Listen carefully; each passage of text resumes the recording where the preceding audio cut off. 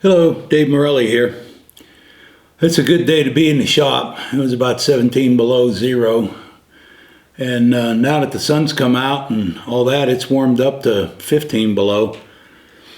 Well, I'll tell you, these guys that like to work out, they need to come up here and shovel snow and chop wood. Time you get done with all that, you got enough working out done. But anyway, have any of you ever thought about the 300 Blackout? I've been looking at it, and it's a really nice cartridge. It's kind of a stepped up pistol cartridge because you can load it at subsonic velocities with a fairly substantial bullet and run it through a suppressor and not have your supersonic crack. Anyway, I decided I was going to give it a try, so I went to my trusty, dusty, not so dusty Brownell's catalog, and they sell barrels for it. And it turns out really all you got to change theoretically is the barrel. All the other parts of your AR-15 223 will work with this 300 Blackout cartridge, even the magazines. What I wanted to do though is have a upper put together that I can just swap out if I want to go back to 223. So I have my lower here. It's fitted with a Tapco 6-position collapsible stock, and it has Magpul's ASAP center swivel release so we can hang it. It's all raring to go. We'll just put that aside. And I have an upper here. I bought a 16-inch barrel. If I decided I wanted to do the paperwork with this suppressor, probably a 12 or 14-inch barrel would really make it a nice gun. But for right now, I don't feel like doing the paperwork for a short barrel rifle, so we're going with a 16-inch barrel. If you are taking apart an A2 and you're taking the sight post off, you'll have to tap these out. These are tapered. So go from the small side to the large side. Be left to right when you knock it out. If your barrel nut is one of the old A2 styles, like this with these tips on it, you'll need a barrel wrench to take that off. If you buy this Midwest Industries front handguard, it comes with the wrench that will fit on that barrel nut to take it off. If you're using that same barrel nut to put the barrel on because you're not changing the handguard, then you can also use that wrench to put it back on. This handguard comes with its own barrel nut, and it has 4 little indents here, and you can just use one of these spanner wrenches to tighten it down, and they're very inexpensive. All available at Brownell's. We'll set that over there now. The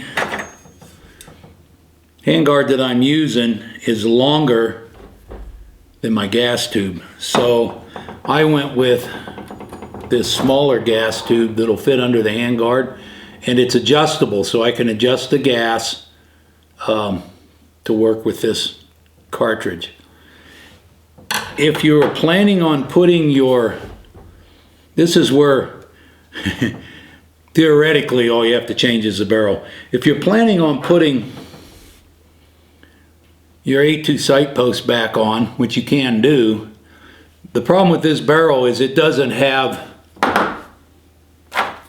the 2 notches here for these pins to go through to hold it on.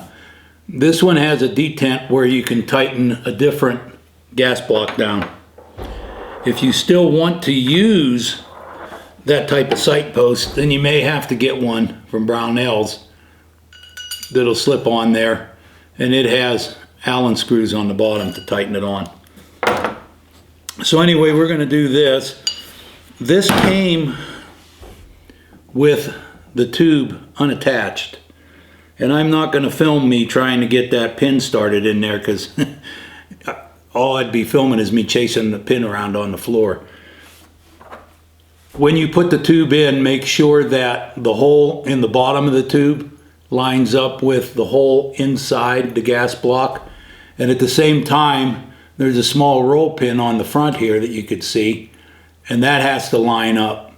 And an easier way to do that than I tried is line it up with a small punch, and then put that in a vise with the small punch run through there. Tap the pin down the other way and push the punch out. You'll find that you'll lose the pin less often. So that was comical, but we've got that put together. And we have our barrel here. So the first thing we're going to do, let's see, is put the barrel onto the upper. And we need to line the pin up at the top. And then we'll use the barrel nut for the Midwest Industries handguard. I'll show you here in a minute why I really like that. But you line it up, and I'll be right back. I'm going to run over to the vise, put this in the vise, and tighten it down. If you have a way of measuring it, they recommend 50 foot-pounds. So I'll be right back. That's on. If you have a set of blocks that are shaped like this, that you can put in a vise, that's really helpful so you don't damage the upper. They're kind of fragile. They're made out of aluminum and they'll last forever shooting them. They don't last very long if you put them in a vise and crank on them. You get scratches and stuff. So if you don't have one of them, they're real expensive, inexpensive. You can get one from Brownells, especially if you're going to be putzing around with ARs and changing barrels and doing stuff. It's a good idea to have these few tools that I recommend. All right, now all we have to do is put our gas block and tube in. One thing I like about this is you don't have to line up. Remember on these, you have to line it up. You have to torque it down tight, but you also have to line up the little half circle for the gas tube to go through. Sometimes that's a bit of a challenge. This one, it doesn't have those. It just slips right over top of it. Just like so. And you push it on. You want to make sure that the gas block is flush with the shoulder on the barrel. That's the right length for everything to be. Make sure that's flush, and then make sure that I always pull it back and make sure that it's perfectly, that was a hard word to get out, perfectly perpendicular so that the hole in the gas block lines up with the hole in the barrel. So we take a look this way, and it needs to go there. Once it's there, hold it in place. And then this one just has some Allen screws at the bottom. Tighten them up. I tighten them a little bit. Then I check and make sure it didn't slip, which it doesn't look like it did. And then we give it a good tighten so it isn't going to go anywhere. And there we are. Now we're dang near done. This isn't a hard process. What I like about these is they just slide on, line it up, get the right Allen. I have a little Allen wrench tool. Most of these come with all the Allen wrenches to do them. Oop, that's the wrong one. And you just tighten this down and it's pretty much done. What's nice about these is if you want to adjust your gas block, and looking to see, it doesn't seem like you can get to the little adjustment Allen in there, but it only takes a second to slide this off to adjust your gas block. Also, if you want to these come with let's see, there's one extra Picatinny, and you can put wherever you need to on here if you want to put white light on the gun, and you can buy more of these. So there we are. The only other thing to put on there is, if you're going to put on there, is a flash hider. I have one here. This one's going to have that suppressor. So there we have it. All we have to do now, put it on here. Oh, one important piece of equipment is your charge handle, your bolt. This one has an extended charge handle. This one's going to have, when I'm done, an aim point patrol sight on it. This extended charge handle makes it easier to get to it with that sight on there. It sticks out a little further. Now we put her in here.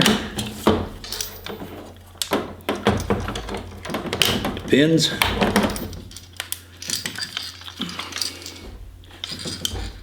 Now we have a 300 Blackout. Okay, here's the rifle with the patrol rifle aim point on it. One thing nice about aim point, I like aim point on my duty gun and on any of my guns that I really depend on. These things will, if you leave the battery on, the batteries last like tens of thousands of hours, okay?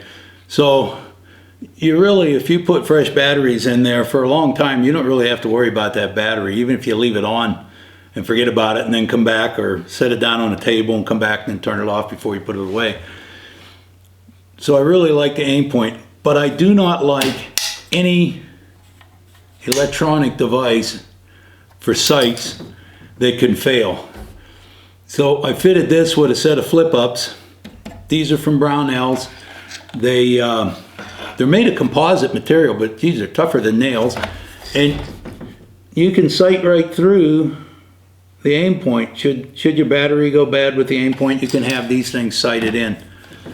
So there we are with the finished gun minus the suppressor.